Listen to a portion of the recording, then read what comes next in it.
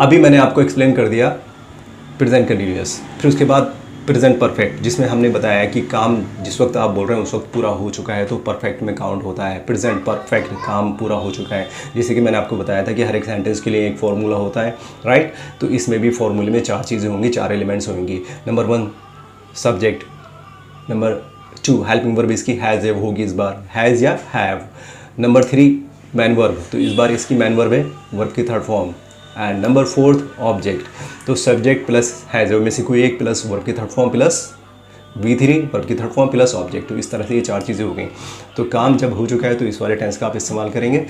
Sentence में हम करके देख लेते हैं, यही एग्जांपल ले लेते हैं जिससे बोलते वक्त और सीखते वक्त आपको सटीक लगे कि इस एग्जांपल में जो मैंने अभी पिछली बार लिया है क्या चेंजेस आएंगे। तो सेंटेंस हो जाएगी हमारी राहुल क्रिकेट खेल चुका है। तो इसको बना लेते हैं फॉर्मूले के हिसाब से। तो सब्जेक्ट राहुल, हैज़ में से एक, राहुल का थर्ड पर्सन सिंगुलर है तो हैज़ लगेगा। राहुल हैज़ वर्ब की थर्ड फॉर्म प्लेड, और क्या खेल चुका है जी, cricket. Rahul has played cricket. इसका फंडामेंटल 1 to 6 कर लो। राहुल क्रिकेट खेल चुका है, Rahul has played cricket, Rahul has not played cricket. क्या राहुल क्रिकेट खेल चुका है, हैज़ राहुल प्लेड क्रिकेट। क्या राहुल क्रिकेट नहीं खेल चुका है, has Rahul not played cricket.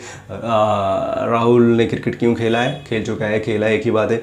तो राहुल ने क्रिकेट क्यों खेला है, ये अपने हिंदी के सेंस के हिसाब से हम ले लेते हैं। वाई राहुल हैज़ नहीं, why has Rahul played cricket. और राहुल ने क्रिकेट क्यों नहीं खेला है नंबर 6 पे, why has Rahul not played cricket. Correct, ये होता है। अब उस तरफ जाते हैं जहाँ पे दोनों बातें पता नहीं है कि कंटिन्यूअस है, काम जारी है या काम हो चुका है। तो वो पक्का नहीं पता तो इंडेफिनिट हो गया। इंडेफिनिट का फॉर्मूला है subject plus V1 plus object. अब यहाँ पे हम 3 ही एलिमेंट लेते हैं, और जो दूसरा एलिमेंट होता है हेल्पिंग वर्ब, उसकी इजाज़त नहीं है पहली वाली सेंटेंस में। बाकी दूसरी, तीसरी, चौथी, पांचवी, छठी में सब में हेल्पिंग वर्ब लगेगी, लेकिन पहले में मना है। वो क्यों मना है, इसलिए मना है क्योंकि ब्रिटिश इंग्लिश में अगर हेल्पिंग वर्ब आप लगा दोगे तो सेंटेंस तो आपकी प्रेजेंट इंडेफिनिट ही मानी जाएगी, लेकिन उसका मतलब तो से निकल जाएगा। तो अभी तो का मतलब हटाने के लिए हम हेल्पिंग वर्ब को नहीं लगा रहे हैं, राइट। मना है यहाँ पे, लेकिन ब्रिटिश में मना है, लेकिन अमेरिकन में लगता है हेल्पिंग वर्ब, शुरू से पहली सेंटेंस से ही लगता है, राइट। तो अब ब्रिटिश की तरह, ब्रिटिश क्योंकि इंग्लिश ब्रिटेन की है, इंग्लैंड की है, तो उसी को हम फॉलो करते हुए हम बात करते हैं। तो राहुल क्रिकेट खेलता है, इस तरह से ले लो। अब पता नहीं चल रहा है कि इस वक्त जिस वक्त मैं बोल रहा हूँ खेल रहा है या खेल चुका है, तो इंडेफिनिट हो गया।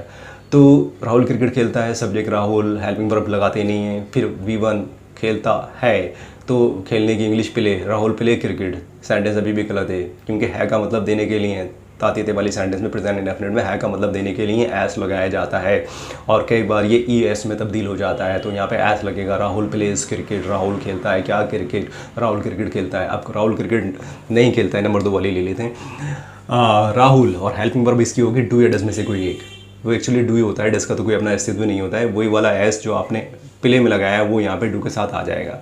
राहुल और एस जब आएगा तो वो ई भी पैदा हो जाएगी उसमें, क्योंकि वो ओ के साथ लग रहा है ना, ओ के साथ एस डायरेक्ट नहीं आता है, ई भी पैदा हो जाती है। तो इसलिए राहुल डज बन गया। Rahul does not play cricket, number 2 हो गया। Rahul does not play cricket, जैसे कि मैंने आपको बताया लॉजिकली कि नॉट हमेशा हेल्पिंग वर्ब के साथ ही आता है, हेल्पिंग वर्ब को लेके ही आया है यहाँ पे, जबकि रूल तो नहीं था पहले नंबर पे, लेकिन अब चूंकि नॉट लगा रहे हैं आप तो हेल्पिंग वर्ब के साथ ही लगाना होगा। Rahul does not play cricket. Number 3 क्या राहुल क्रिकेट खेलता है। तो अब जैसे कि मैंने आपको बताया कि हेल्पिंग वर्ब सब्जेक्ट से पहले ले आओ, तो does Rahul play cricket, does Rahul play cricket. क्या राहुल क्रिकेट नहीं खेलता है, does Rahul not play cricket, does Rahul not play cricket. तो नंबर 3 और 4 वाले जो सवाल हैं हाँ या ना वाले वो आप बना दिए सक्सेसफुली। नंबर 5 राहुल क्रिकेट क्यों खेलता है, why Rahul does play cricket. Oh गलत सेंटेंस हो गई। यही तो गलत है ग्रामर में कि हेल्पिंग वर्ब आपने हेल्प सब्जेक्ट के बाद रखी है यार, इसको आप पहले ले जाओ। वाई अपनी जगह रहेगा, फिर उसके बाद आप सब्जेक्ट से पहले, यानी राहुल डज नहीं डज राहुल करोगे। Why does Rahul play cricket. और नंबर 6 राहुल क्रिकेट क्यों नहीं खेलता है,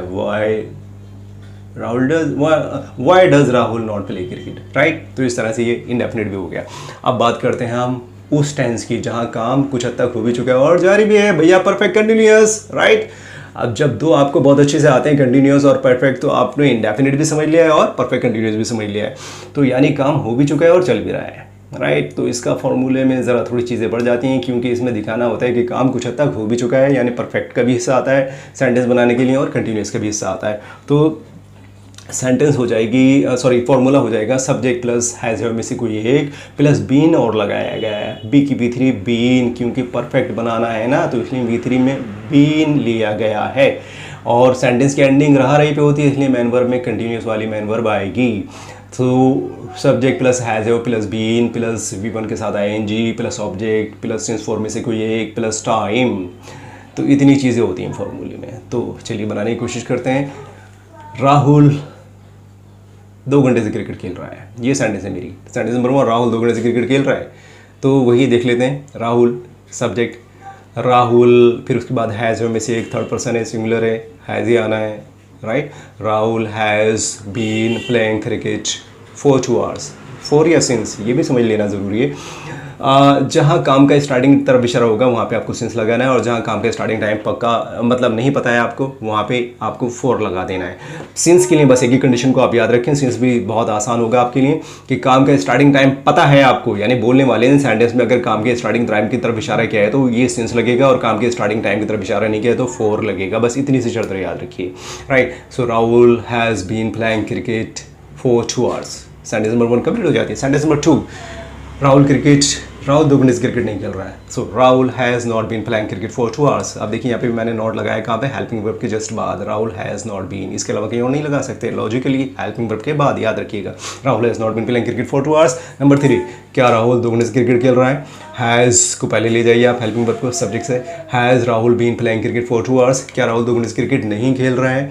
has Rahul not been playing cricket for 2 hours, right. तीसरी चौथी बन गई। नंबर 5, राहुल 2 घंटे से क्रिकेट चलो चेंज कर देते हैं इस बार, किसके साथ खेल रहा है? क्वेश्चन वर्ड 2 शब्दों वाला हो गया, किसके साथ। तो किसके साथ की इंग्लिश लेते हैं आप, विद होम क्वेश्चन वर्ड लगा दिए। With whom has Rahul been playing cricket for 2 hours, right. अब इसी तरह से राहुल क्रिकेट क्यों नहीं खेल रहा है? Why has Rahul not been playing cricket for 2 hours. इस तरह से ये 5वीं और 6वीं भी बन चुकी हैं, प्रेजेंट परफेक्ट कंटिन्यूअस में भी। अब यही फॉर्मूले पास्ट में भी चले जाएंगे, यानी फॉर्मूला वही रहेगा, हर बार हेल्पिंग वर्ब चेंज होगी और पास्ट बन जाएगी। यही फॉर्मूले फ्यूचर भी बना देंगे। एक्चुअल में सीखने वाली क्या चीज़ है? सीखने वाली यही चीज़ है कि किस तरह से एक फॉर्मूला 6 सेंटेंसेस बनाता है, और ये चारों जो टेंस के सब गाइड बन के आए हैं, इनकी ट्रीटमेंट कैसे की जाती है, इनको हिंदी में कैसे समझा जाए, राइट। तो हिंदी में भी मैंने आपको अच्छी तरह से समझा दिया है, और किस टेंस के क्या फॉर्मूला है ये भी बता दिया है, और हर एक फॉर्मूला 6 सेंटेंसेस किस तरह से बनाता है, उसका लॉजिक क्या है। हेल्पिंग वर्ब के बाद नॉट लगना होता है, फिर उसके बाद सब्जेक्ट से पहले हेल्पिंग वर्ब को ले जाओ तो क्वेश्चन के लिए बहुत ज़रूरी है, और अगर क्वेश्चन वर्ड वाला क्वेश्चन बना रहे हो तो हेल्पिंग वर्ब तो चाहिए सब्जेक्ट से पहले, लेकिन क्वेश्चन वर्ड उससे पहले चिपका दो। ये सब चीज़ें बहुत आसानी से मैंने आपको सिखा दी हैं, और यही पास्ट में होगा, यही फ्यूचर में होगा। तो कितना आसान लगा आपको ये टेंस सीखना, ये ज़रूर बताइएगा इस हमें, राइट। और अगर आप मेरे से और ज़्यादा जानना चाहते हैं कि सर टेंस का और डेप्थ में चले आइए और पूरा का पूरा एक्सप्लेन कीजिए, तो मैं सारे एक्सप्लेन कर दूँगा। आज तो मैंने प्रेजेंट कंटिन्यूअस एक्सप्लेन किया, अगर आप मेरे से कहते हैं प्रेजेंट परफेक्ट भी सिखाइए सर, सारे सिखा दीजिए, मैं सारे सिखा दूँगा, right. Thank you very much guys for you today, and those who are new to my channel please subscribe करो या ना करो यार, लेकिन वीडियो को लाइक ज़रूर कर देना, राइट। अगर मैं अच्छा सिखा रहा हूँ तो please appreciate what I am doing for you people, and if you guys want to learn all these things in English language as well, please write in the comment box, and I'll be making videos for you in English as well. Alright, thank you very much. See you in the very next video. Till then, bye bye.